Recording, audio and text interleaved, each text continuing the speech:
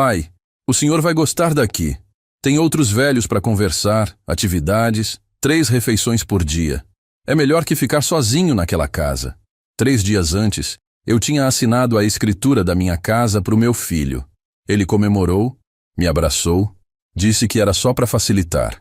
2 horas depois de me abandonar naquele asilo, o celular dele explodiu com 40 chamadas perdidas tentando me encontrar. Mas aí já era tarde demais. Ele tinha descoberto que a casa nunca poderia ter sido transferida. Meu nome é Valmir Cardoso. Tenho 79 anos. E essas foram as últimas palavras que meu filho me disse antes de virar as costas e sumir pela porta daquele lugar. Nem olhou para trás. A Viviane, minha nora, acenou com a mão e sorriu. Um sorriso que eu nunca vou esquecer. Não era de despedida, era de vitória. Ou pelo menos era o que ela achava. Antes de continuar essa história, quero agradecer ao canal Café com Vovô pela oportunidade de contar o que vivi. E peço a você que está me ouvindo agora, se inscreva no canal, deixe seu comentário dizendo de onde você está nos assistindo. Isso ajuda muito. Todos os dias tem uma história nova aqui. E talvez hoje seja você quem precisa ouvir isso. 3 dias antes desse momento, eu tinha assinado uns papéis. O Caio, meu filho, tinha chegado em casa com a Viviane. Eles vinham pouco, muito pouco. Então, quando bateram na porta naquela quinta-feira de tarde, eu até estranhei. O Caio entrou sorrindo, me abraçou apertado. A Viviane trouxe uma torta, daquelas compradas, mas veio. Sentaram na sala, conversaram, perguntaram como eu estava. Fazia tanto tempo que eu não via meu filho daquele jeito, atencioso, presente. Eu queria acreditar. Queria muito acreditar que ele tinha voltado. Pai, a gente veio aqui porque está preocupado com o senhor, o Caio disse, inclinando o corpo para frente, com aquela cara de quem se importa. O senhor está morando sozinho nessa casa grande, sem ninguém para ajudar. E se acontece alguma coisa? E se o senhor passa mal de madrugada? A Viviane completou com voz macia.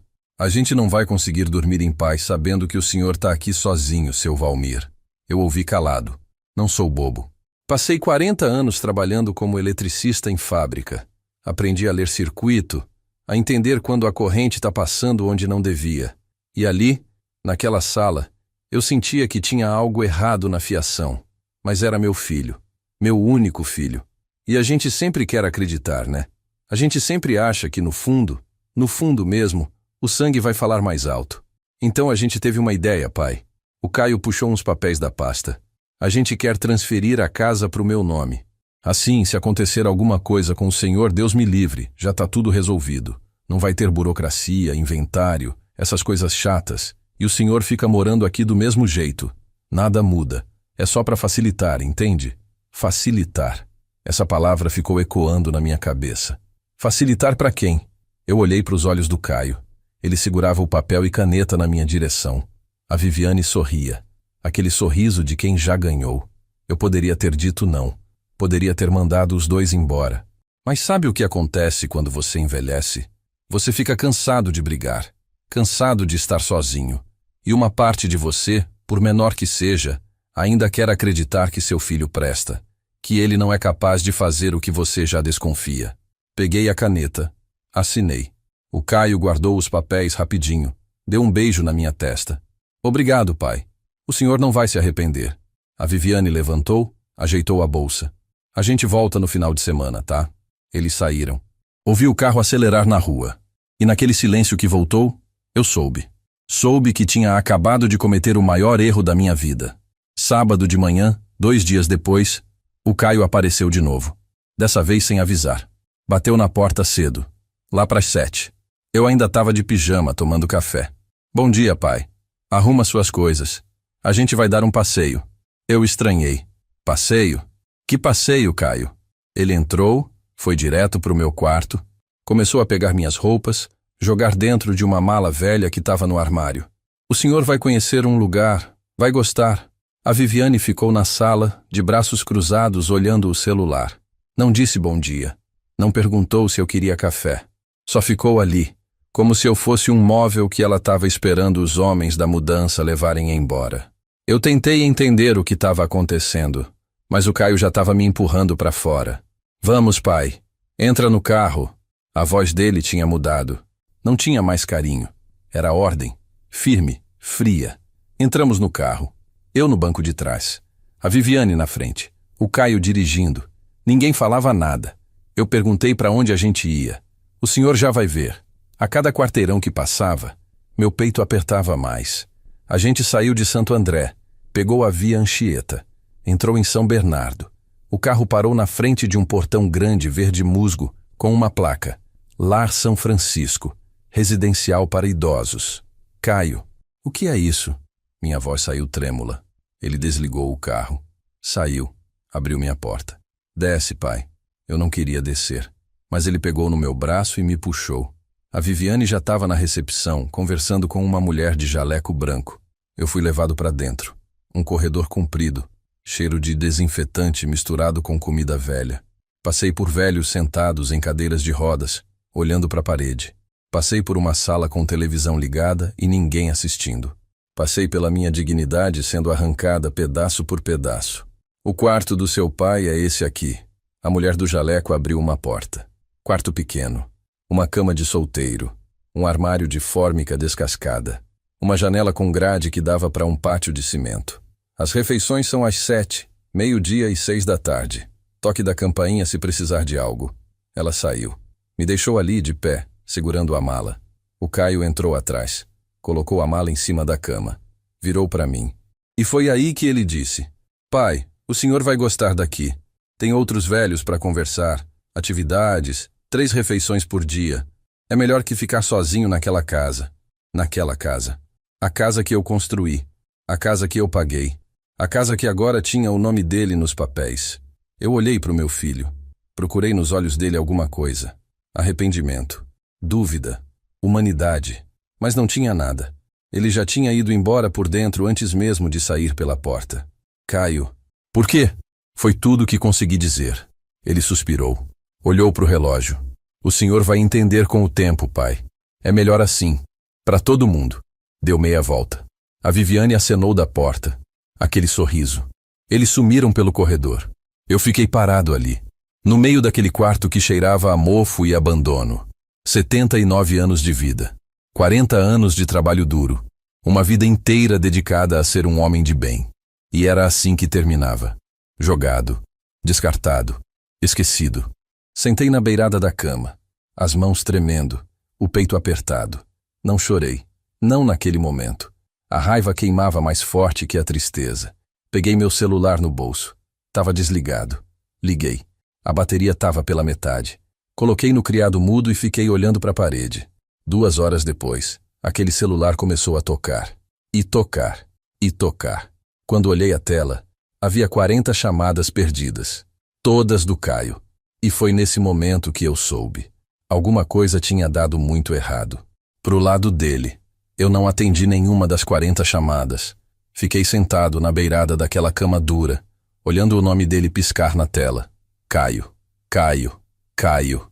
Cada vibração era como um soco no estômago dele, não no meu, porque eu sabia uma coisa que ele não sabia. E essa coisa tinha acabado de explodir na cara dele. Deixa eu voltar um pouco. Deixa eu te contar quem é o Almir Cardoso, porque isso é importante para você entender o que aconteceu. Eu nasci em Franca, interior de São Paulo, em 1946. Meu pai era sapateiro, trabalhava numa das fábricas de calçado da cidade. A gente era pobre, mas era honesto. Meu pai repetia todo dia: Valmir, homem se constrói pelo trabalho e pela palavra. Se você não tem palavra, você não tem nada. Eu gravei isso. Levei comigo a vida inteira. Aos 25 anos, saí de Franca. Vim para Santo André trabalhar numa metalúrgica. Consegui vaga de ajudante na parte elétrica. Eu era esperto, aprendi rápido. Em 2 anos, já era eletricista. Em 5, eletricista industrial sênior. Fiquei 40 anos naquela fábrica. 40 anos acordando às 5 da manhã, pegando ônibus lotado, chegando em casa às 7 da noite. Nunca faltei. Nunca reclamei. Fiz meu trabalho. Ganhei meu dinheiro suado. Foi em Santo André que conheci a Marlene. Ela era filha de um torneiro mecânico que trabalhava na mesma fábrica. Bonita, mas não era só isso. A Marlene tinha uma coisa que poucas mulheres tinham. Ela via o homem por dentro. Não ligava se eu não tinha carro, se morava de aluguel num quartinho de fundos. Ela via que eu era trabalhador, que eu tinha dignidade. Casamos em 1973. Festa simples, churrasco no quintal da casa dos pais dela, cerveja quente, sanfoneiro desafinado, mas foi o dia mais feliz da minha vida. O Caio nasceu 3 anos depois. Eu tinha 29 anos. Segurei aquele menino no colo e jurei que ele ia ter tudo. Tudo que eu não tive. Estudo bom, roupa limpa, comida na mesa, oportunidade. Eu cumpri. Trabalhei dobrado. Fiz hora extra que Deus é mais. A Marlene costurava para fora, fazia doce para vender. A gente economizou cada centavo. E em 1982, comprei um terreno aqui em Santo André. Bairro Operário, rua de terra, mas era meu. Construí a casa com minhas próprias mãos. Levantava a parede no fim de semana. A Marlene ajudava a carregar tijolo. O Caio pequenininho brincava com os pedaços de madeira enquanto eu suava. Levou 4 anos para terminar. 4 anos de sacrifício. Mas quando ficou pronta, aquela casa era mais que concreto. Era sonho realizado. Era prova de que pobre também constrói patrimônio quando tem honra. O Caio cresceu naquela casa. Estudou em escola pública, mas eu pagava reforço particular de matemática e inglês. Quando ele quis fazer faculdade de administração, eu vendi o carro. Um Chevette 79 que eu tinha comprado usado e cuidado como filho. Vendi e paguei a faculdade dele. A Marlene ficou preocupada. Walmir, como a gente vai se virar sem carro? Eu disse. A gente se vira. Filho vem primeiro. E a gente se virou. Voltamos para o ônibus. O Caio se formou. Arrumou um emprego bom, gerente comercial numa distribuidora. Ganhava bem. Conheceu a Viviane numa festa da empresa. Ela era secretária executiva. Vinha de família com mais dinheiro. Eu vi na primeira vez que ela veio em casa. Olhou tudo com cara de nojo. O sofá velho, a televisão de tubo, a toalha de crochê que a Marlene tinha feito. Mas o Caio estava apaixonado. Casaram. Foram morar num apartamento alugado na área nobre de Santo André. E foi aí que começou. Ele foi sumindo. No começo vinha aos domingos, trazia a Viviane. Mas aos poucos foi espaçando. Um domingo sim, 3 não. Depois 1 mês sim, 2 não. Ligação, só em aniversário. Natal, às vezes. A Marlene sofria calada. Ela olhava pela janela esperando o carro dele. Mas o carro não vinha. Quando a Marlene adoeceu, há 3 anos, foi pancada dura. Câncer no pâncreas. Descobrimos tarde. Ela lutou 7 meses. 7 meses que eu vi minha mulher definhar na minha frente e não conseguir fazer nada. O Caio visitou ela 2 vezes no hospital. 2 vezes em 7 meses. Na segunda vez ficou 15 minutos. Disse que tinha reunião importante. A Marlene morreu numa terça-feira de manhã. Eu estava segurando a mão dela. O Caio chegou no velório 3 horas atrasado. Não chorou. Não abraçou ninguém. Ficou meia hora e foi embora. Disse que tinha compromisso de trabalho no dia seguinte. Enterrei minha esposa sozinho. A mulher que tinha segurado minha mão por 43 anos. A mulher que tinha construído aquela casa comigo. A mulher que tinha aberto mão de tudo pelo nosso filho. E o filho dela nem conseguiu ficar até baixarem o caixão. Depois disso, o Caio sumiu de vez. Não ligava. Não visitava. Eu mandava mensagem, ele respondia com "Tá bom, pai", e nada mais. Eu vivia sozinho naquela casa. Cozinhava para mim, limpava, via televisão, esperava. Esperava o quê? Nem sei. Acho que esperava o filho voltar. Esperava ele lembrar que tinha um pai. Mas ele não lembrava. Até aquela quinta-feira. 3 dias antes de me jogarem no asilo. O Caio bateu na porta com a Viviane.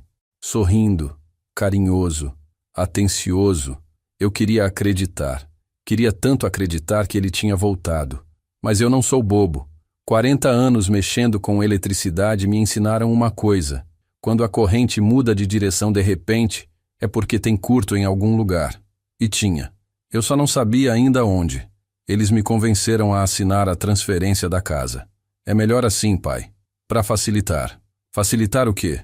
Roubar o que é meu? Mas eu assinei. Assinei porque uma parte de mim, por menor que fosse, ainda tinha esperança. Esperança de que meu filho não fosse capaz disso. 2 dias depois, ele me arrancou de casa. Me jogou no asilo. Me abandonou naquele quarto fedido. E disse aquelas palavras. O senhor vai gostar daqui. É melhor que ficar sozinho naquela casa. Naquela casa que agora tinha o nome dele. naquela casa que ele ia vender, ou alugar, ou fazer o que quisesse. Porque no papel, agora era dele, mas não era. E foi por isso que 2 horas depois, o celular dele não parava de tocar tentando me encontrar. Porque ele tinha descoberto, tinha ido no cartório, tinha tentado registrar, e alguém tinha dito para ele uma coisa que eu já sabia. Aquela casa nunca poderia ser transferida para o nome dele. Nunca. E eu vou te contar por quê. Em 1998, a Marlene teve um problema de saúde sério. Não era câncer ainda, era o coração. Ela precisou fazer uma cirurgia de ponte de safena. Cara, muito cara. O plano de saúde da metalúrgica cobria parte, mas tinha uma diferença grande que a gente precisava pagar. Eu não tinha aquele dinheiro guardado. Não tinha para onde correr. Foi quando o seu Augusto apareceu. Seu Augusto era meu vizinho de 3 casas para baixo. Aposentado da mesma metalúrgica onde eu trabalhava, tinha sido supervisor lá nos anos 70. Homem sério, de poucas palavras, mas gente boa. Ele viu meu desespero. Me chamou num sábado de manhã. Walmir, vem cá. Sentamos na varanda dele. Ele acendeu um cigarro e disse direto. Eu sei que você está precisando de dinheiro para a cirurgia da Marlene. Eu tenho, mas não vou emprestar. Vou te vender um pedaço da minha casa. Eu não entendi. Como assim, seu Augusto? Ele deu uma tragada longa. Minha casa tem 250 metros de terreno. Eu moro sozinho. Não preciso de tudo isso. Vou te vender metade do terreno, 50 metros quadrados dos fundos. Por um preço justo. Você constrói o que quiser lá. E eu fico com a parte da frente. Dividimos o lote no cartório. Mas aí ele parou. Olhou para mim. Tem uma condição. Não pode vender enquanto eu for vivo. Se você vender, eu tenho direito de recompra pelo mesmo preço. Isso fica registrado em cartório. É minha garantia. Entendeu? Eu entendi. Ele não queria especulação. Não queria que eu vendesse para o primeiro que aparecesse e ele ficasse com um vizinho problemático. Fechamos o negócio. Ele me vendeu aquele pedaço de terreno por um preço que dava para pagar a cirurgia da Marlene. Registramos tudo direitinho no cartório. Cláusula de inalienabilidade vitalícia. Enquanto o seu Augusto fosse vivo, aquele terreno não podia ser vendido para terceiros sem autorização dele. E se fosse vendido, ele tinha preferência de compra pelo preço original. Tudo legal, tudo registrado. Construí um puxadinho pequeno naquele terreno. 3 cômodos, banheiro, cozinha, sala. A Marlene adorou. Falou que era como ter uma casa de campo dentro da nossa própria casa. O Caio era novo ainda, 18 anos. Achou estranho. Pai, por que o senhor não comprou um terreno normal? Eu expliquei. Ele deu de ombros. Não ligou. Não se importou. Para ele tanto fazia. Os anos passaram. O seu Augusto continuou ali. 3 casas abaixo. A gente tomava café junto de vez em quando. Ele ia na minha casa, eu ia na dele. Homem sozinho, nunca casou, não tinha filhos. A única família que ele tinha era uma sobrinha que morava em Campinas e aparecia 2 vezes por ano. Ele tinha 92 anos agora. Lúcido, firme, teimoso. Acordava todo dia às 6 da manhã, varria a calçada, lia jornal, fazia suas coisas. Quando o Caio veio com aquele papo de transferir a casa para facilitar inventário, eu soube na hora o que ele queria. Ele queria vender, colocar a casa no mercado assim que eu morresse. Talvez até antes, se conseguisse me convencer a ir para algum lugar. E foi exatamente isso que ele fez. Me convenceu a assinar. Me jogou no asilo. E correu para o cartório tentar registrar a escritura no nome dele. Só que lá no cartório, o escrevente olhou os documentos. Olhou de novo. Chamou o tabelião. E o tabelião falou: esse imóvel tem uma cláusula de inalienabilidade vitalícia registrada em 1998. Não pode ser transferido enquanto o beneficiário da cláusula for vivo, o Sr. Augusto Ferreira da Silva, residente na mesma rua. Qualquer transferência sem anuência dele é nula. Eu imagino a cara do Caio naquela hora. Imagino o sangue subindo.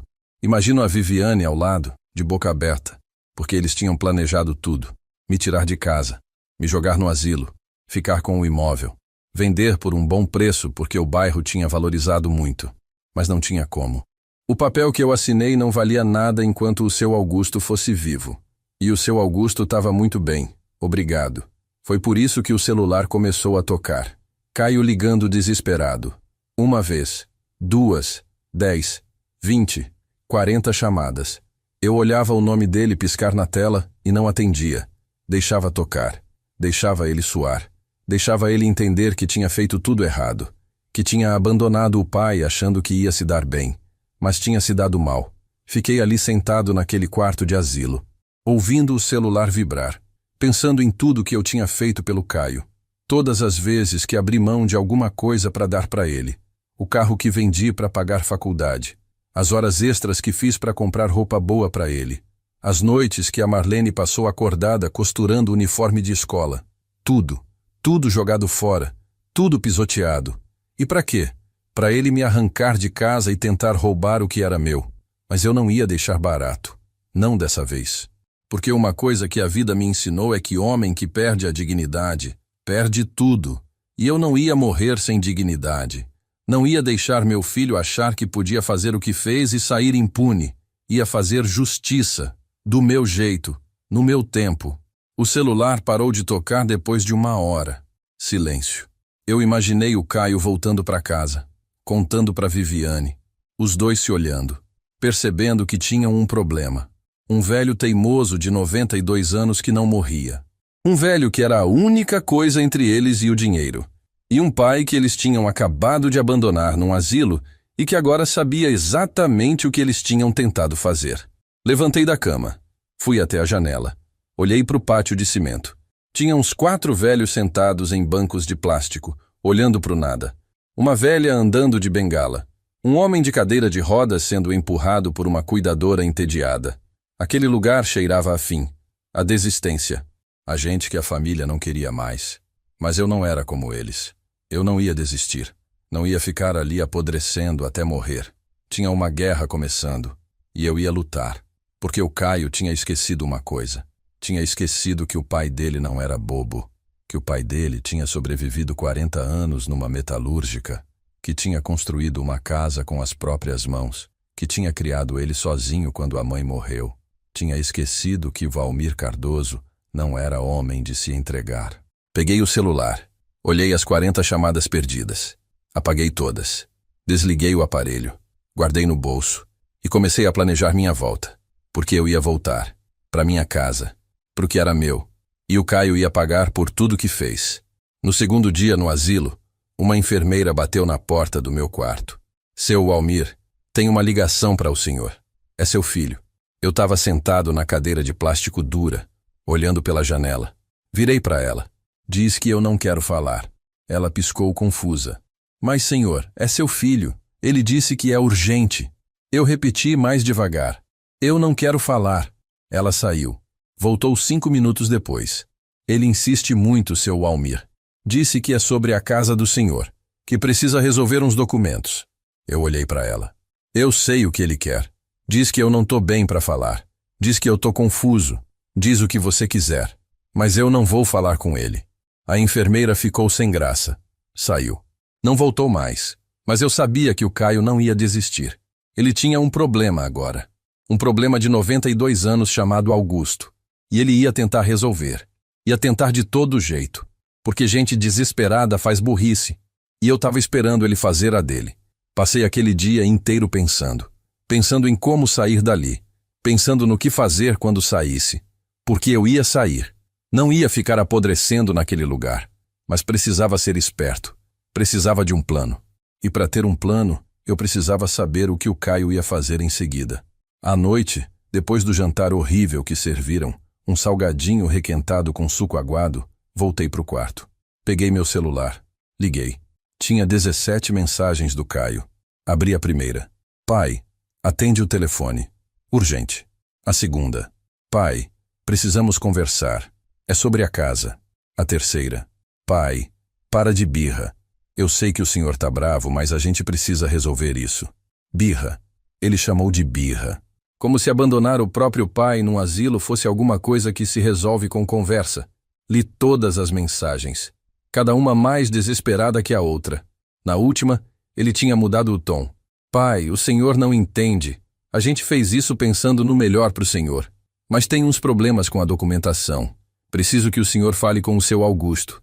Preciso que o senhor peça para ele assinar uns papéis. Então era isso. Ele queria que eu fosse até o seu Augusto e convencesse o velho a liberar a cláusula. Queria que eu facilitasse o roubo da minha própria casa. A cara de pau era tanta que dava até vontade de rir. Mas eu não ri. Apaguei todas as mensagens. Desliguei o celular de novo. No terceiro dia, de manhã cedo, o Caio apareceu pessoalmente. A enfermeira veio me avisar.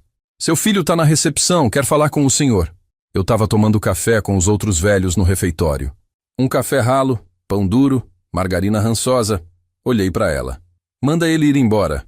A enfermeira hesitou. Senhor Walmir, o senhor tem certeza? Ele parece muito preocupado. Eu repeti. Manda ele ir embora. Ela foi. Voltou 10 minutos depois. Ele não quer ir. Disse que vai esperar o senhor se acalmar. Eu me levantei. Fui até a recepção. O Caio estava lá, de pé, de terno, olheiras fundas. Quando me viu, abriu um sorriso forçado. Pai, finalmente. Eu estava preocupado. O senhor não atende o telefone, não responde mensagem. Eu cortei. O que você quer, Caio? O sorriso dele murchou. Ele olhou em volta. Tinha outras pessoas ali, famílias visitando, cuidadoras passando. Ele abaixou a voz. Vamos conversar no quarto do senhor. Eu não me mexi. Fala aqui mesmo. Ele engoliu seco. Pai, é sobre a casa. Tem um problema com a documentação. Aquela cláusula que o senhor fez com o seu Augusto em 98. A gente não pode registrar a transferência sem a autorização dele. Eu deixei o silêncio pesar. Ele continuou mais nervoso. Eu preciso que o senhor vá lá conversar com ele. Pedir para ele assinar uma liberação. É simples. Só uma assinatura. Aí a gente resolve tudo e o senhor pode ficar tranquilo aqui. Tranquilo. Aquela palavra de novo. Como se eu pudesse ficar tranquilo sabendo que meu filho tinha me roubado. Não. Foi tudo o que eu disse. O Caio piscou. Como assim não, pai? Eu dei um passo para frente. Olhei nos olhos dele. Eu não vou pedir nada para o seu Augusto. Eu não vou assinar nada. E você não vai ter aquela casa enquanto eu for vivo. A cara dele mudou. A máscara de filho preocupado caiu. O que sobrou foi raiva pura. O senhor não entende, né? O senhor não entende que a gente está tentando ajudar. Aquela casa tá velha, precisa de reforma. O senhor não consegue cuidar sozinho. E aqui o senhor tem tudo. Comida, cama, assistência. Eu ri. Um riso seco, sem humor. Ajudar. Você chama roubar de ajudar agora? Ele deu um passo para trás. Olhou em volta de novo. Baixou ainda mais a voz. Cuidado com o que o senhor fala, pai. O senhor tá velho. Às vezes confunde as coisas. Às vezes não tá muito bem da cabeça. Se o senhor ficar espalhando que a gente roubou alguma coisa, a gente vai ter que tomar providências. Entende? Providências. Ameaça velada. Mas eu conhecia essa jogada. Ele ia tentar me declarar incapaz. Ia tentar dizer que eu estava senil, que não tinha mais condições de cuidar dos meus próprios bens. Ia tentar me tirar até o direito de decidir sobre a minha vida. Mas ele tinha esquecido uma coisa. Eu tinha 79 anos, mas minha cabeça funcionava melhor que a dele. Pode tentar, Caio. Pode tentar me declarar louco. Mas você vai precisar de laudo médico. Vai precisar provar. E enquanto você tenta, eu vou contar para todo mundo o que você fez. Vou contar para os vizinhos. Vou contar para o seu Augusto. Vou contar para quem quiser ouvir que meu filho me enganou, me fez assinar papel e me jogou num asilo para roubar minha casa. A veia do pescoço dele saltou. Ele cerrou os punhos. Por um segundo, achei que ele ia me bater ali mesmo, na frente de todo mundo. Mas ele se controlou. Respirou fundo. O senhor vai se arrepender disso, pai. Virou as costas e saiu. Eu fiquei ali parado, vendo ele ir embora, o coração batendo forte, as mãos tremendo, mas não de medo, de raiva, de determinação. Porque agora a guerra tinha começado de verdade, e eu ia lutar até o fim. Voltei para o quarto. Sentei na cama. Peguei o celular. Liguei de novo. Procurei na agenda um nome que eu não ligava fazia tempo. Edmilson. Meu antigo colega da metalúrgica. A gente tinha trabalhado junto por 20 anos. Ele era mais novo que eu, uns 60 e poucos agora. Tinha se aposentado e aberto uma pequena oficina elétrica. Bom sujeito. Homem de confiança. Disquei. Tocou 3 vezes. Alô? A voz dele rouca de cigarro. Edmilson, é o Walmir. Silêncio do outro lado. Depois. Walmir? Caramba, velho. Faz quanto tempo? Como é que você tá? Preciso de ajuda, Edmilson. Contei tudo. A casa, o Caio, a transferência, o asilo. Tudo. Ele ouviu calado. Quando terminei, ele soltou um palavrão baixo. Filho da mãe. Desculpa, Walmir, mas seu filho é um filho da mãe mesmo. Eu concordei. Eu sei. E eu preciso sair daqui. Preciso da sua ajuda para sair. Pode contar comigo, velho. O que você precisa? Respirei fundo. Amanhã cedo você vem aqui. Diz que é meu sobrinho, que veio me buscar para um passeio. Eles não vão questionar. E a gente vai embora. Vou voltar para minha casa. Edmilson não hesitou. Amanhã às 9 eu tô aí. Desliguei. Olhei pela janela. O céu estava ficando escuro. Mais um dia acabando naquele lugar horrível. Mas era o último. Amanhã eu ia sair. Ia voltar para minha casa. Ia mostrar pro Caio que Walmir Cardoso não desiste. Não abaixa a cabeça. Não deixa filho nenhum pisar em cima dele. A noite foi longa. Não consegui dormir direito. Ficava imaginando a cara do Caio quando descobrisse que eu tinha fugido. Quando percebesse que tinha perdido o controle da situação. Ele tinha me subestimado. Tinha achado que eu era só um velho fraco, confuso, fácil de manipular. Mas ia aprender. Ia aprender da pior maneira. 9 horas da manhã em ponto, o Edmilson apareceu. Eu estava esperando na recepção, sentado numa cadeira de plástico, com a mala velha ao lado. A mesma mala que o Caio tinha inchado às pressas 3 dias atrás. A recepcionista olhou para mim, depois para o Edmilson. Posso ajudar? Edmilson sorriu largo. Vim buscar meu tio para um passeio. Dia bonito, né? Vamos dar uma volta, tomar um café? Ela olhou para mim. Seu Walmir, o senhor vai sair? Eu levantei. Vou. Ela franziu a testa. Mas o senhor precisa assinar aqui. E seu filho deixou orientação de que qualquer saída precisa ser comunicada para ele antes. Eu peguei a caneta. Assinei o papel. Meu filho não manda em mim. Eu não sou preso. Posso sair quando quiser. Ela ficou sem graça. Sim, senhor. Mas é procedimento avisar a família. Eu já estava andando para a porta. Então avisa. Saímos. O sol da manhã bateu no meu rosto e eu respirei fundo. Ar puro. Liberdade. 3 dias naquele lugar tinham sido 3 dias demais. Edmilson pegou minha mala, colocou no porta-malas do palio dele. Vamos, velho. Vamos te levar para casa. Entrei no carro. Ele ligou o motor e saímos dali. Olhei pelo retrovisor. A recepcionista estava na porta, celular na mão. Provavelmente já ligando pro Caio. Você tem noção do que vai acontecer agora, né? Edmilson falou, olhando para frente enquanto dirigia. Seu filho vai pirar. Vai dizer que você fugiu, que não tem condições, vai tentar te arrastar de volta. Eu sabia. Deixa ele tentar. Eu tô na minha casa. Ele que foi embora, não eu. A gente chegou em Santo André meia hora depois. Rua conhecida, vizinhos conhecidos, minha casa. Edmilson parou na frente. Eu desci. Olhei para a fachada. A pintura estava velha, descascando em alguns pontos. O portão enferrujado. Mas era minha casa.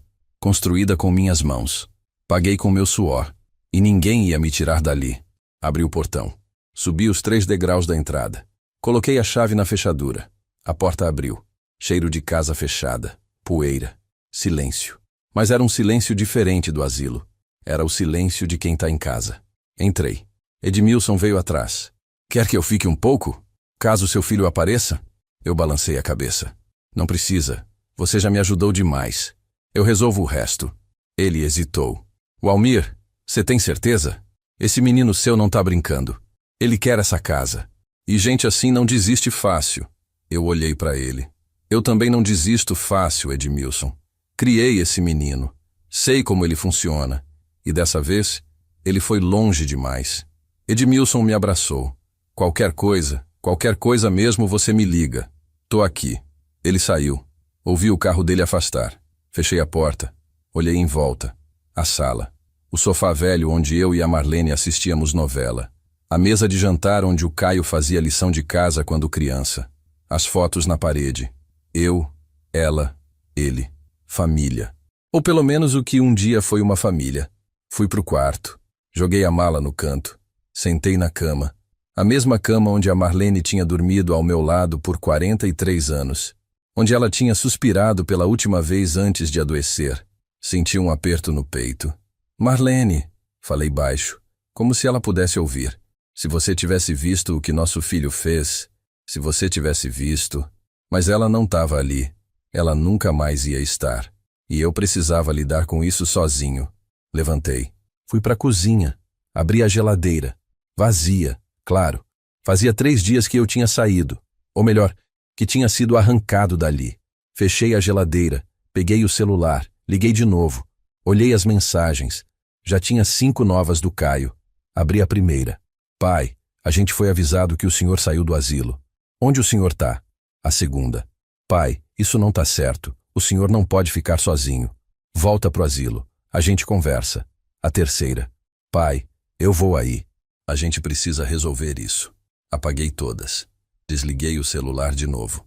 Ele ia vir. Eu sabia que ia. E quando viesse, a gente ia ter a conversa que precisava ter. A conversa de verdade, sem máscaras. Fui até a janela da sala. Olhei para a rua. A casa do seu Augusto, 3 casas abaixo. A cerca baixa de madeira. O jardim bem cuidado. O velho não estava na varanda, como sempre ficava de manhã. Devia estar lá dentro, fazendo alguma coisa. Precisava falar com ele. Precisava contar o que tinha acontecido. Porque se o Caio aparecesse lá tentando convencê-lo, o seu Augusto tinha que saber a verdade. Vesti uma camisa limpa. Saí. A rua estava vazia. Era dia de semana, 10 horas da manhã. Todo mundo trabalhando. Caminhei até a casa do seu Augusto. Bati na porta. Nada. Bati de novo. Ouvi uns passos lentos, arrastados. A porta se abriu. Ele apareceu, de bermuda e camisa regata, chinelo de dedo, um sorriso no rosto. Walmir? Que surpresa. Pensei que você tivesse viajado. Faz dias que não te vejo. Posso entrar, seu Augusto? Preciso conversar com o senhor. Ele abriu a porta mais. Claro, claro. Entra. Entrei. A casa dele cheirava a café passado e sabonete de coco. Simples, limpa, organizada. Sentei no sofá. Ele sentou na poltrona. Aconteceu alguma coisa, Walmir? Você tá com cara de quem brigou com o mundo. Contei tudo. Cada detalhe.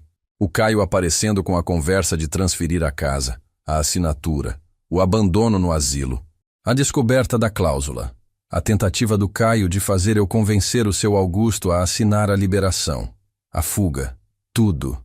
O velho ouvia calado, o rosto ficando mais duro a cada palavra. Quando terminei, ele soltou um suspiro longo. Filho da mãe, ele falou sem rodeios. Desculpa, Walmir, mas seu filho é um safado mesmo. Fazer isso com o próprio pai. Eu concordei. Pois é, e ele vai vir aqui, seu Augusto. Vai tentar te convencer. Vai dizer que é pelo meu bem, que eu tô velho, que preciso de cuidados. Vai mentir que nem sente. O seu Augusto se levantou. Foi até uma gaveta. Puxou um maço de documentos. Voltou. Walmir, essa cláusula que a gente fez em 98, ela não sai enquanto eu for vivo, e eu não pretendo morrer tão cedo. Ele sorriu. Tenho 92 anos, mas minha pressão é boa, meu coração é firme, e eu faço caminhada todo dia. Seu filho vai ter que esperar. E enquanto isso, você fica na sua casa tranquilo. Ninguém tira você dali. Eu senti um alívio, mas também uma preocupação. Seu Augusto, o Caio não é de desistir. Ele vai tentar alguma coisa. Não sei o que, mas vai. O velho acenou com a mão. Deixa ele tentar. Eu já vi muito menino metido a esperto na vida. Trabalhei 30 anos em metalúrgica, lidei com todo tipo de gente. Seu filho não me assusta. Levantei. Agradeci. Voltei para casa. 2 horas depois, o Caio chegou. Ouvi o carro frear na frente. Portão batendo. Passos rápidos. Ele não bateu na porta. Tinha chave. Abriu e entrou. Me achou na sala, sentado no sofá, vendo televisão. O senhor enlouqueceu de vez? Foi a primeira coisa que ele disse. A voz alta, raivosa. Sair do asilo daquele jeito, sem avisar ninguém. Voltar para cá sozinho. Eu desliguei a televisão. Virei para ele. Eu não pedi para ir pro asilo, Caio. Você me levou à força. Então eu saí à força também. Ele jogou a chave em cima da mesa. O senhor não entende, né? Não entende que a gente está tentando cuidar do senhor. Eu me levantei. Cuidar? Você chama me roubar de cuidar? Ele cerrou os dentes. Ninguém tá roubando nada. A casa ia ficar pro senhor do mesmo jeito. A gente só ia facilitar depois, quando o senhor não precisasse mais. Quando eu morresse, você quer dizer. Eu dei um passo para frente. Só que você teve uma surpresa, né? Descobriu que a casa não pode ser vendida enquanto o seu Augusto for vivo, e agora tá desesperado. A cara dele ficou vermelha. O senhor precisa conversar com ele. Precisa pedir para ele assinar a liberação. É simples. Ele é seu amigo. Ele vai fazer isso por você. Eu ri. Um riso amargo. Ele já sabe de tudo, Caio. Já contei tudo para ele. O que você fez. Como me enganou. Como me jogou no asilo. E sabe o que ele me disse? Que a cláusula não sai enquanto ele for vivo. E que ele pretende viver muito ainda. O silêncio caiu pesado. Caio ficou parado, os punhos cerrados, a respiração pesada. E então ele disse, baixo, perigoso. A gente vai ver quanto tempo ele vai viver. Mas ali eu estava de novo, sentado numa cadeira dura de plástico, esperando notícia do seu Augusto. Fazia 2 horas que tinham levado ele para a sala de emergência. 2 horas que eu ficava ali, olhando o relógio, imaginando o pior. Dona Rosa tinha vindo também. A sobrinha do seu Augusto tinha sido avisada e estava a caminho de Campinas. Mas por enquanto era só eu e a vizinha, esperando. Uma médica saiu finalmente. Jovem, cansada, jaleco manchado. Família do senhor Augusto Ferreira? Eu levantei. Sou eu, sou como se fosse família. Vizinho de muitos anos. Ela olhou para a prancheta. Ele está estável agora. Foi uma queda brusca de pressão. Pode ter sido provocada por um susto, ou estresse intenso, ou... Ela pausou. Ou por ingestão de alguma substância. Meu sangue gelou. Substância? Que tipo de substância? Ela ajustou os óculos. A gente colheu sangue para análise toxicológica. Vai levar uns dias para o resultado sair. Mas pelo quadro, parece que pode ter sido algum sedativo ou hipotensor. Algo que baixasse a pressão dele rapidamente. Eu senti as pernas bambearem. Alguém deu alguma coisa para ele? A médica levantou as mãos. Eu não posso afirmar nada sem os exames. Mas é uma possibilidade. O senhor disse que ele recebeu visita antes de passar mal? Eu assenti. Ele falou que foi um homem de terno, mas não terminou a frase. Ela anotou algo. Vou incluir isso no relatório. Se for confirmado que houve ingestão de algo não prescrito, isso vira caso de polícia. Ela me deixou entrar para ver ele. O seu Augusto estava numa maca, soro no braço, aparelhos apitando ao redor, mas estava acordado. Quando me viu, tentou sorrir. O Almir, que susto, hein? Eu puxei uma cadeira. Sentei do lado. Seu Augusto, o que aconteceu? Quem foi que bateu na sua porta? Ele fechou os olhos, tentando lembrar. Era um homem, jovem, de terno. Disse que era da prefeitura, que estava fazendo um levantamento das casas antigas do bairro. Pediu para entrar, fazer umas perguntas. Eu senti a raiva subir. E o senhor deixou? Ele abriu os olhos. O Almir, eu sou velho, mas não sou mal educado. O rapaz parecia educado. Tinha prancheta, crachá. Achei que era legítimo. E aí? Ele continuou. Ele entrou. Fez umas perguntas bobas. Quanto tempo eu morava ali, se a casa era própria, essas coisas. Depois ofereceu água. Disse que tinha trazido umas garrafinhas na mochila, que estava muito quente. Eu aceitei. Bebi. Ele pausou. E depois disso, tudo ficou embaçado. Lembro de sentir tontura, de tentar sentar. E nada mais. Água. Ele tinha dado água para o seu Augusto. Água com alguma coisa misturada, sedativo, hipotensor. Alguma droga que baixasse a pressão de um velho de 92 anos, que podia ter matado ele. E quase matou. Seu Augusto, como era esse homem? O senhor lembra do rosto? Ele franziu a testa. Moreno, alto, cabelo gel, daquele bem penteado, terno cinza, gravata azul, tinha uma pasta preta. Meu estômago revirou. Eu conhecia alguém que usava terno cinza e gravata azul todo dia. Alguém que trabalhava como gerente comercial. Alguém que tinha todo o interesse em ver o seu Augusto fora do caminho. Mas não podia ser o Caio pessoalmente. Ele não seria tão burro de aparecer lá. Tinha mandado alguém, contratado alguém. Algum funcionário dele, algum conhecido, alguém que fizesse o serviço sujo por ele. Saí do quarto. Liguei para o Edmilson. Ele atendeu no segundo toque. O Almir, e aí? Contei tudo. A visita, a água, o desmaio, a suspeita de envenenamento. Edmilson soltou uma sequência de palavrões. Esse filho da puta passou de todos os limites. A gente precisa fazer alguma coisa. A gente precisa provar que foi ele. Como? Eu perguntei cansado. Como a gente prova? Não tem câmera na casa do seu Augusto. O homem que apareceu lá ninguém conhece. E mesmo que a toxicologia dê positivo, Como a gente liga isso ao Caio? Edmilson ficou quieto.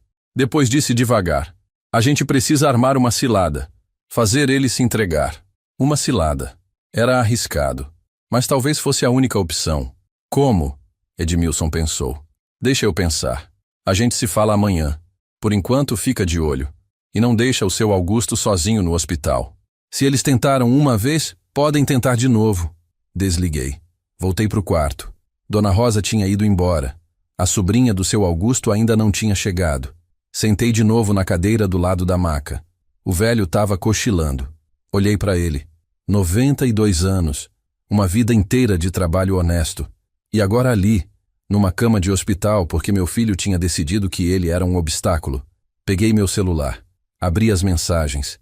Tinha uma nova do Caio, de 1 hora atrás. Pai, soube que o seu Augusto passou mal. Que pena. Essas coisas acontecem com gente da idade dele. O senhor devia pensar nisso. A vida é frágil.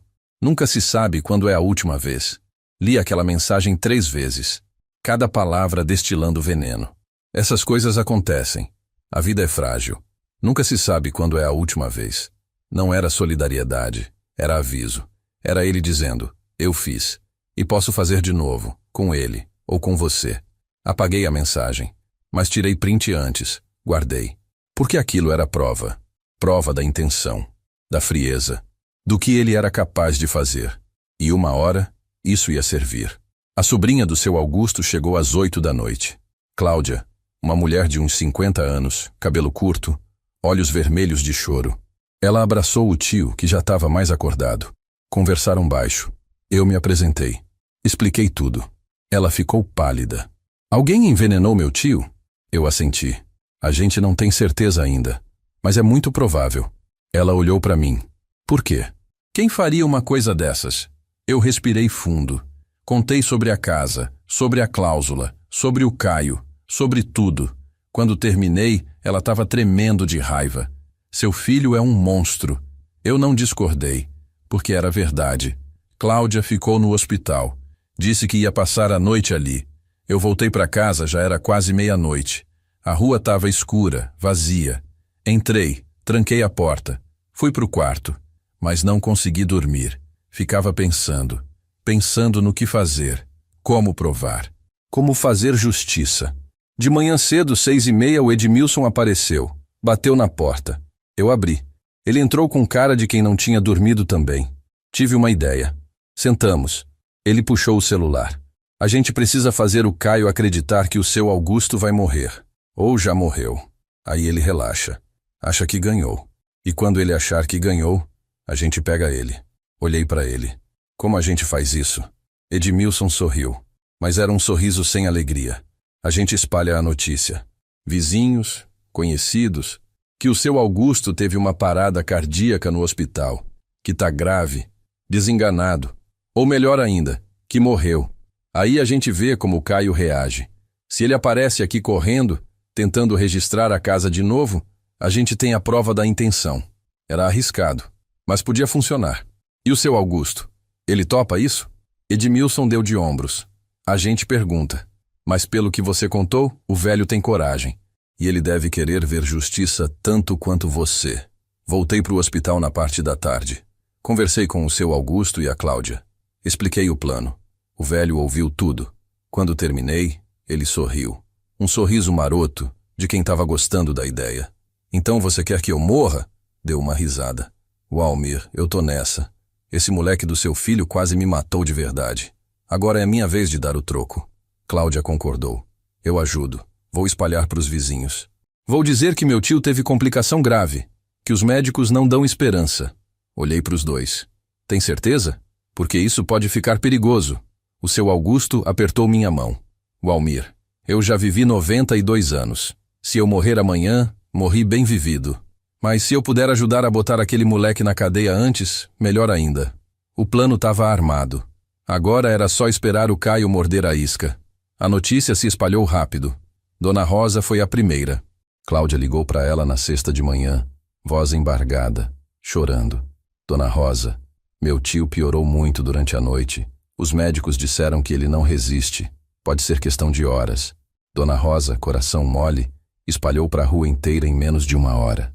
De casa em casa, de boca em boca. O seu Augusto tá morrendo. Coitado. Tão de repente. Eu fiquei em casa, esperando. Sabia que a notícia ia chegar nos ouvidos do Caio. Algum vizinho ia comentar. Alguém ia falar. E ele ia saber.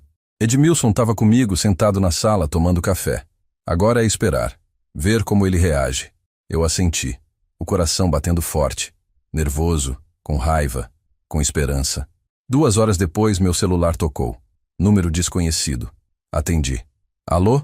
Era uma voz de mulher, formal. Senhor Walmir Cardoso? Eu confirmei. Aqui é do Cartório de Registro de Imóveis de Santo André. O senhor poderia comparecer aqui hoje ainda? Tem uma pendência sobre o imóvel registrado no seu nome. Eu fingi surpresa. Pendência? Que tipo de pendência? Ela explicou. É sobre a cláusula de inalienabilidade registrada em 1998. Recebemos uma solicitação de revisão. Precisamos confirmar alguns dados com o senhor. Solicitação de revisão. O Caio já estava se mexendo. Rápido. Nem esperou o seu Augusto morrer de verdade. Só a notícia de que ele estava morrendo já tinha sido suficiente. Desliguei. Olhei para o Edmilson. Ele mordeu a isca. Já está tentando mexer com a documentação no cartório. Edmilson se levantou. Perfeito. Agora a gente precisa pegar ele no flagra. Vamos para o cartório. Eu vou junto. Chegamos no cartório às 2 da tarde. O lugar estava vazio. Balcão de madeira escura, cheiro de papel velho. A moça da recepção nos atendeu. Senhor Walmir, por favor acompanhe. O tabelião quer falar com o senhor. Subimos para o 2º andar. Uma sala pequena. O tabelião, um senhor de uns 60 anos, óculos de grau, terno marrom, estava sentado atrás da mesa. E do outro lado, sentado numa cadeira, estava o Caio. Ele levantou quando me viu. Surpresa genuína no rosto. Pai, o que o senhor está fazendo aqui? Eu entrei devagar. Edmilson atrás. Fui chamado. Disseram que tem uma pendência sobre minha casa. O tabelião ajustou os óculos. Senhor Walmir, seu filho aqui veio solicitar a remoção da cláusula de inalienabilidade sobre o imóvel.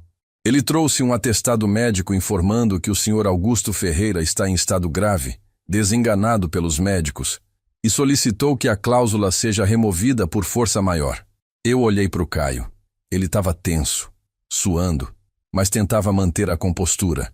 É verdade, pai. O seu Augusto está muito mal. É questão de tempo. E quando ele falecer, a cláusula cai automaticamente. Eu só estou tentando adiantar o processo para facilitar. Para o senhor não ter que lidar com burocracia depois. Facilitar. Sempre essa palavra. Eu dei um passo na direção dele. Adiantar o processo? O homem ainda está vivo, Caio. E você já está aqui querendo se livrar da cláusula? O tabelião interveio. Na verdade, senhor Walmir, sem o falecimento oficial do beneficiário da cláusula, ela não pode ser removida. É o que eu estava explicando para o seu filho. Ele precisaria de um atestado de óbito, não apenas um atestado médico. Caio se virou para o tabelião. Mas é questão de horas. Os médicos foram claros. Ele não vai resistir. Não tem como agilizar isso. O tabelião negou com a cabeça. Infelizmente não. A lei é clara. A cláusula só pode ser removida com a apresentação do atestado de óbito. Eu vi a frustração no rosto do Caio, a raiva contida. Ele tinha vindo até ali achando que ia resolver tudo, que ia conseguir remover a cláusula antes mesmo do seu Augusto morrer. Mas estava dando errado, de novo. Saí da sala. Edmilson me seguiu. Descemos a escada. O Caio veio atrás. Pai, espera. A gente precisa conversar. Eu parei na calçada. Virei. Conversar sobre o quê, Caio? Sobre como você apareceu no cartório no mesmo dia que espalhou o boato que o seu Augusto está morrendo? Sobre como você está desesperado para ficar com minha casa? Ele olhou em volta. Tinha gente passando. Abaixou a voz. Pai, o senhor está fazendo tempestade em copo d'água. Eu só vim resolver as coisas, evitar dor de cabeça futuro. Eu ri. Um riso amargo. Dor de cabeça? Caio, você tentou matar um velho de 92 anos. Você mandou alguém envenenar o seu Augusto. Achou que eu não ia descobrir? A cara dele mudou. Ficou branca. Do que o senhor está falando? Eu não mandei ninguém fazer nada. Eu me aproximei. O seu Augusto lembra de tudo. O homem de terno, a água, o desmaio. Tá tudo registrado no hospital. Tem toxicologia sendo feita. Tem investigação. E quando provarem que foi envenenamento, a polícia vai querer saber quem tinha motivo. E adivinha quem tinha motivo, Caio? Ele deu um passo para trás. Isso é absurdo. O senhor tá delirando. O seu Augusto é velho. Passou mal. Acontece. Não tem nada a ver comigo. Mas a voz dele estava trêmula. Os olhos fugindo. Edmilson deu um passo à frente. Sabe o que eu acho? Acho que você contratou alguém. Mandou dar um susto no velho. Baixar a pressão dele. Provocar um AVC, uma parada cardíaca. Qualquer coisa que tirasse ele do caminho. Só que deu errado. Ele sobreviveu. Caio olhou para o Edmilson. Quem é você? Edmilson sorriu. Amigo do seu pai. Testemunha de tudo que está acontecendo. E se eu fosse você, eu pegava meu carro e ia embora antes que isso fique pior. Caio hesitou. Depois apontou o dedo para mim. O senhor vai se arrepender. Vai se arrepender de ter virado contra o próprio filho. Entrou no carro. Acelerou. Saiu dali. Edmilson colocou a mão no meu ombro. Ele tá nervoso, assustado. Isso é bom. Gente nervosa comete erro. Eu respirei fundo. Mas a gente ainda não provou nada. Não tem como ligar ele ao envenenamento. O homem que foi lá, ninguém sabe quem é. Edmilson pensou. Então a gente precisa fazer ele confessar. De algum jeito. Gravar. Ter prova concreta. Olhei para ele. Como? Ele puxou o celular do bolso. Deixa eu pensar. Mas primeiro, vamos pro hospital. Ver como tá o seu Augusto. E avisar que o Caio mordeu a isca. Voltamos pro hospital. O seu Augusto estava melhor. Sentado na cama, comendo gelatina, conversando com Cláudia. Quando entramos, ele sorriu. E aí, funcionou? Contei tudo. O cartório, o Caio, a reação dele. O velho bateu palma na coxa. Ótimo! Agora vamos ver até onde esse moleque vai. Cláudia estava séria. Vocês acham que ele vai tentar de novo? Tentar fazer alguma coisa pro meu tio? Eu olhei para ela. Não sei. Mas a gente não vai deixar o seu Augusto sozinho. Tem que ter alguém vigiando o tempo todo. No hospital e depois em casa. Passamos o fim de semana assim. Eu, Edmilson e Cláudia, nos revezando no hospital. O seu Augusto recebeu alta no domingo. Os médicos disseram que ele tinha se recuperado bem. A pressão tinha estabilizado. Mas o resultado da toxicologia ainda não tinha saído. Levaria mais uns dias. Levamos o seu Augusto de volta para casa. Eu fiquei lá com ele o domingo inteiro. Na segunda de manhã, Edmilson apareceu. Tinha uma cara estranha. Walmir, preciso te mostrar uma coisa. Puxou o celular. Abriu o WhatsApp. Tenho um conhecido que trabalha numa empresa de segurança. Ele me deve um favor. Pedi para ele verificar se tem alguma câmera de loja ou comércio na rua que possa ter filmado o dia que o seu Augusto passou mal. Meu coração acelerou. E tem? Ele assentiu. Tem. A padaria da esquina tem câmera externa. Ela filma a rua. E no dia que o seu Augusto passou mal, ela filmou um homem de terno entrando na casa dele. E saindo 15 minutos depois, ele girou o celular. Me mostrou a imagem. Um print de uma câmera de segurança. Preto e branco. Baixa qualidade. Mas dava para ver. Um homem. Alto. Terno. Pasta preta na mão. Consegue ver o rosto? Perguntei. Edmilson deu zoom. Ficou embaçado. Mas dava para ver traços. Não o suficiente para identificar. Mas dá para confirmar que alguém esteve lá. E se a gente conseguir descobrir quem é esse cara, a gente liga ele ao Caio. Peguei meu celular. Pensei. Eu vou mandar uma mensagem pro Caio. Vou dizer que a gente tem a filmagem. Que a polícia tá analisando. Vou ver como ele reage. Edmilson hesitou. Você tem certeza? Isso pode assustar ele. Fazer ele fugir. Eu balancei a cabeça. Ou pode fazer ele cometer um erro. Tentar apagar rastro. Entrar em contato com quem ele contratou. E aí a gente pega. Escrevi a mensagem. Caio. A padaria da esquina tem câmera. Filmou o homem que entrou na casa do seu Augusto no dia que ele passou mal. A polícia já tá com a filmagem. É questão de tempo até identificarem quem é. Se eu fosse você, começava a pensar em um bom advogado. Enviei. Esperei. 3 minutos depois, as 3 bolinhas apareceram. Ele estava digitando. Parou. Digitou de novo. Parou. Finalmente a mensagem veio. Eu não sei de nada disso.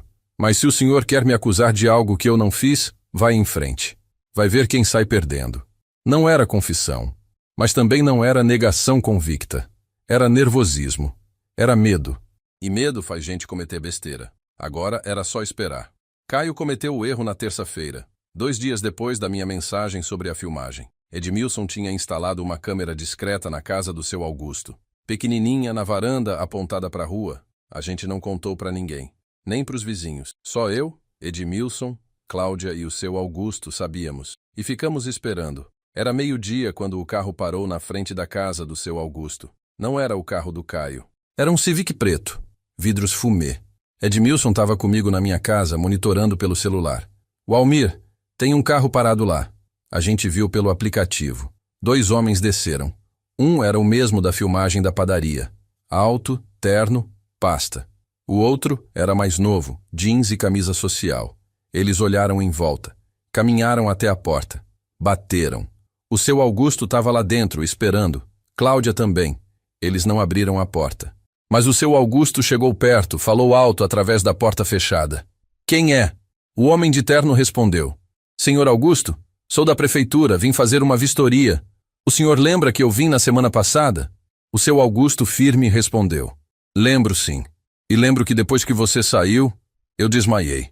Engraçado, né? Agora some daqui antes que eu chame a polícia. Silêncio do lado de fora. Depois, a voz do outro homem, mais jovem. Senhor, a gente só quer conversar. É sobre a cláusula da sua casa. A gente pode fazer uma proposta boa para o senhor. Proposta. Eles estavam tentando subornar o seu Augusto. Comprar a liberação da cláusula.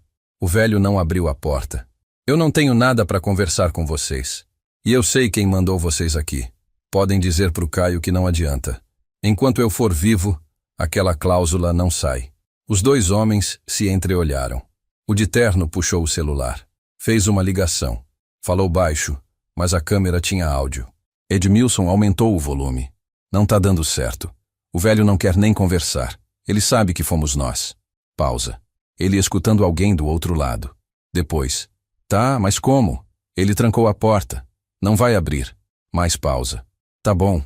A gente tenta de outra forma. Desligou. Olhou pro parceiro.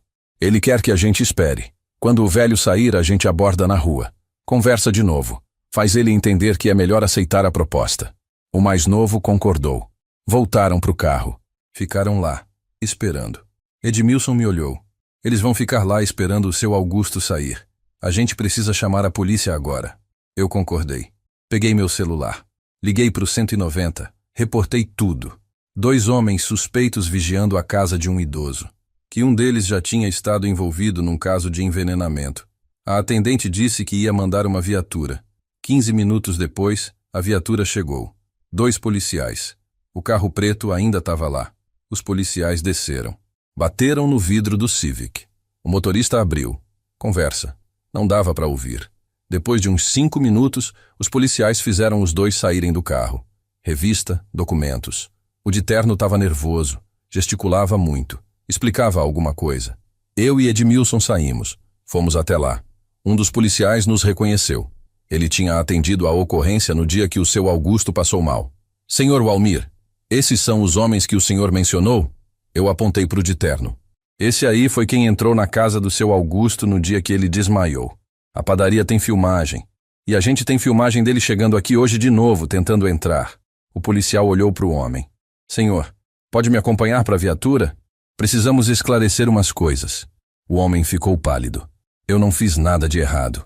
Eu só vim fazer uma proposta de negócio. O policial insistiu. Então vamos esclarecer na delegacia. O outro homem, o mais novo, tentou sair andando. O segundo policial segurou ele. O senhor também. Os 2 vêm. Algemaram os 2. Colocaram na viatura. Antes de entrar, o de terno gritou. Eu quero meu advogado. Eu tenho direito a um advogado. O policial concordou. Vai ter, na delegacia. A viatura saiu. Eu e Edmilson ficamos ali. Agora a gente precisa que um deles abra a boca. Edmilson disse. Precisa que alguém entregue quem mandou. Voltamos para casa. Esperamos.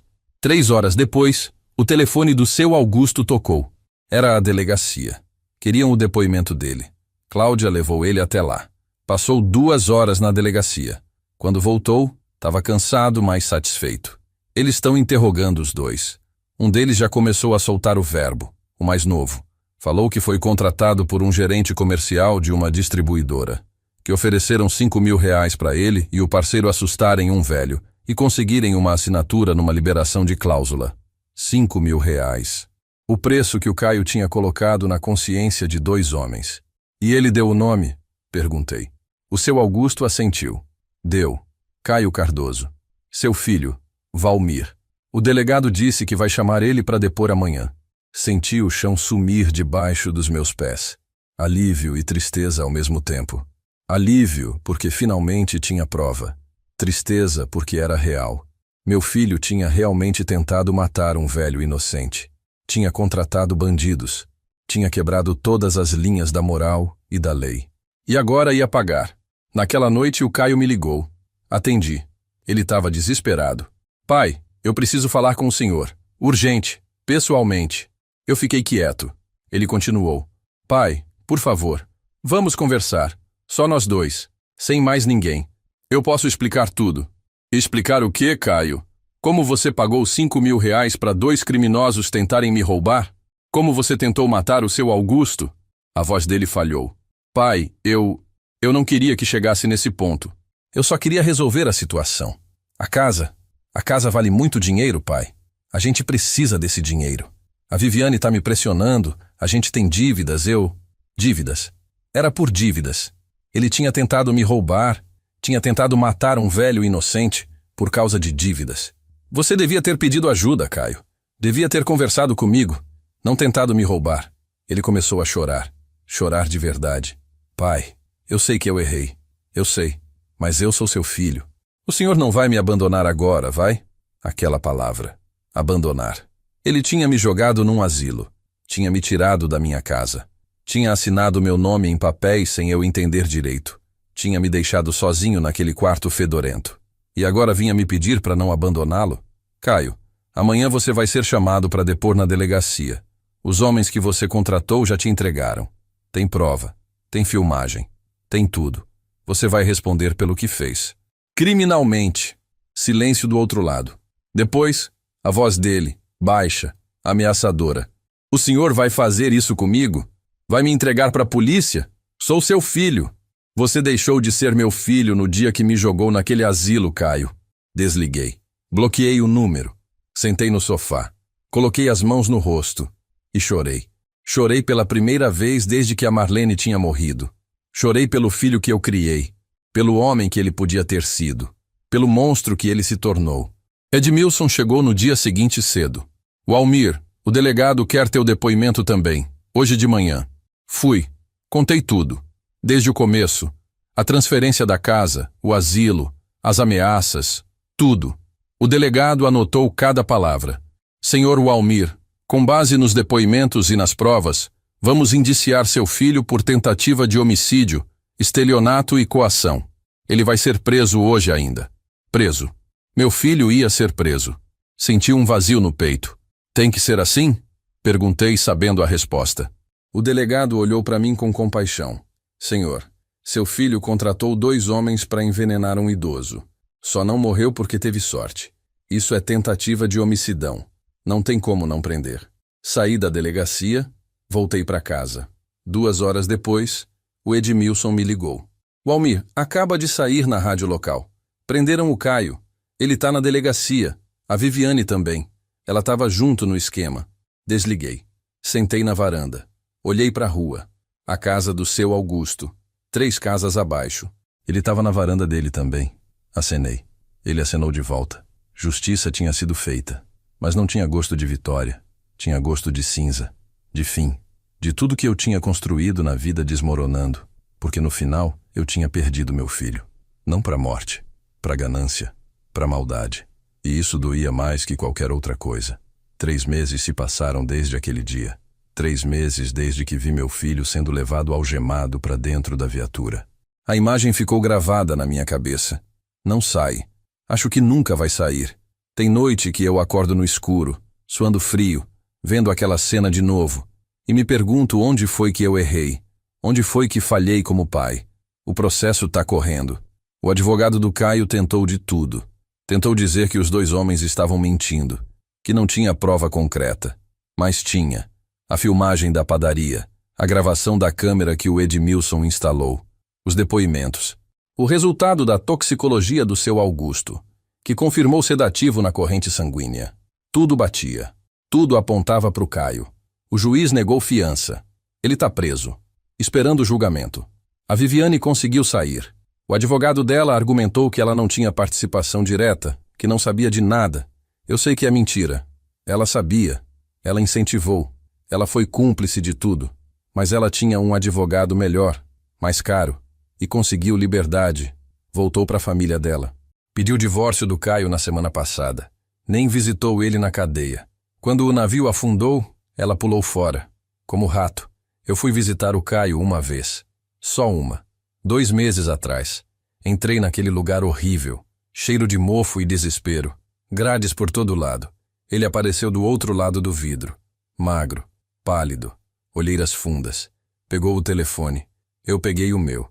A gente ficou se olhando. Eu esperei ele falar. Ele abriu a boca. Fechou. Tentou de novo. Pai. A voz saiu rouca. Pai, eu sinto muito. Eu sinto muito por tudo. Eu fiquei quieto. Ele continuou. Eu sei que eu estraguei tudo. Eu sei que eu não tenho desculpa. Mas eu tô aqui pagando. Tô pagando caro. E eu só queria que o senhor soubesse que eu nunca quis machucar o senhor de verdade. Eu me perdi. Ele estava chorando. Lágrimas descendo pelo rosto, limpando com as costas da mão. Eu vi meu filho chorando e não senti pena. Senti raiva. Raiva de tudo que ele tinha jogado fora. De tudo que a gente podia ter sido e nunca vai ser. Caio, você não me machucou só quando me jogou no asilo. Eu disse devagar. Você me machucou quando sumiu da minha vida. Quando parou de vir em casa. Quando deixou sua mãe morrer sozinha. Quando tratou a gente como peso, como inconveniência. E quando você tentou me roubar. Quando você tentou matar o seu Augusto, você matou qualquer resto de respeito que eu ainda tinha por você. Ele soluçou. Pai, por favor, eu preciso do senhor. Eu preciso que o senhor me perdoe, que me ajude, que tire essas acusações. Fale pro juiz que foi mal entendido. Eu levantei. Não foi mal entendido, Caio. Foi crime. E você vai pagar por ele. Igual qualquer um pagaria. Desliguei o telefone. Virei as costas. Saí. Não olhei para trás. Não voltei mais. Ele me mandou carta. 3 cartas. Eu não abri. Queimei todas. Porque não tinha nada que ele pudesse escrever que mudasse o que ele fez. Não tinha desculpa. Não tinha justificativa. Ele fez escolhas. E escolhas têm consequências.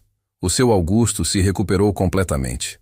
Tá firme, forte, fazendo caminhada todo dia, brigando com os vizinhos, reclamando do governo. Continua vivo. Continua sendo o velho teimoso que sempre foi. E continua sendo meu amigo. A gente toma café junto toda manhã agora. Ele vem aqui ou eu vou lá. A gente conversa sobre os tempos da metalúrgica, sobre como o mundo mudou, sobre futebol, sobre nada e tudo. Cláudia, a sobrinha dele, também ficou mais presente. Vem visitar ele toda semana. Trouxe os filhos dela para conhecer o tio. Crianças pequenas, cheias de vida, correndo pelo jardim. O seu Augusto adora. Diz que é barulho bom. Barulho de família. E eu concordo. A casa continua minha. A cláusula continua valendo. E mesmo que o seu Augusto um dia não esteja mais aqui, eu já refiz meu testamento. Deixei tudo pro Edmilson. Ele foi mais filho para mim nesses últimos meses do que o Caio foi em 48 anos. Ele protestou quando eu contei. Disse que não precisava. Eu disse que precisava sim. Que família não é sangue. É quem fica. É quem ajuda. É quem não te abandona quando você mais precisa. Esses 3 meses me ensinaram algumas coisas. Me ensinaram que a gente pode passar a vida inteira construindo, sacrificando, dando tudo por alguém, e ainda assim não ser suficiente. Me ensinaram que filho não é garantia de nada. Que às vezes a gente cria serpente achando que está criando filho. Me ensinaram que perdoar não é obrigação. Que tem coisa que não se perdoa, que não se esquece. Mas também me ensinaram que ainda tem gente boa no mundo. Gente como o Edmilson, que largou tudo para me ajudar. Gente como o seu Augusto, que mesmo quase morrendo, topou armar uma cilada para pegar os bandidos. Gente como Cláudia, que cuidou do tio com carinho e me tratou com respeito. Ainda tem bondade, ainda tem dignidade, ainda tem justiça. Hoje eu acordei cedo, como sempre. Fiz meu café, sentei na varanda, olhei para a rua. A mesma rua que eu moro faz 43 anos. A mesma casa que eu construí com minhas mãos. E pela primeira vez em muito tempo, eu senti paz. Não é felicidade. Felicidade eu não sei se vou sentir de novo, mas é paz. É saber que eu fiz a coisa certa. Que eu não abaixei a cabeça. Que eu não deixei me roubarem. Que eu lutei. E se tem uma coisa que eu quero que você leve dessa história, é isso. Não importa a idade que você tenha, não importa quantos anos você já viveu, você sempre tem direito de lutar. Você sempre tem direito de dizer não, de se defender, de buscar justiça. Velho não é descartável. Velho não é peso. Velho é pessoa. Com dignidade, com valor, com história. Se alguém tentar te tirar isso, você luta. Você não desiste. Porque no final, quando você deita a cabeça no travesseiro, o que importa não é quantos anos você viveu. É como você viveu esses anos. Se você viveu com a cabeça erguida, ou se viveu de joelhos.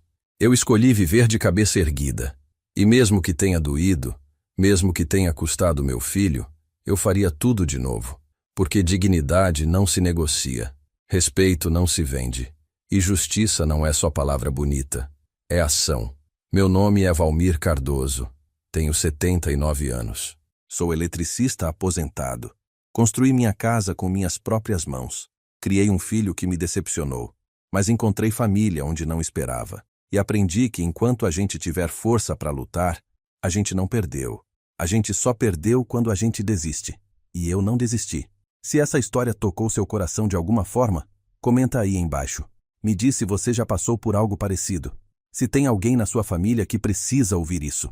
Compartilha com quem você acha que precisa dessa mensagem. Porque todo mundo merece saber que não está sozinho. Que não precisa abaixar a cabeça. Que ainda vale a pena lutar. E se inscreve no canal Café com Vovô. Todo dia tem uma história nova. Todo dia tem alguém como eu, contando a vida, dividindo as dores e mostrando que é possível sobreviver. É possível recomeçar. É possível vencer. Obrigado por me ouvirem até aqui. De coração.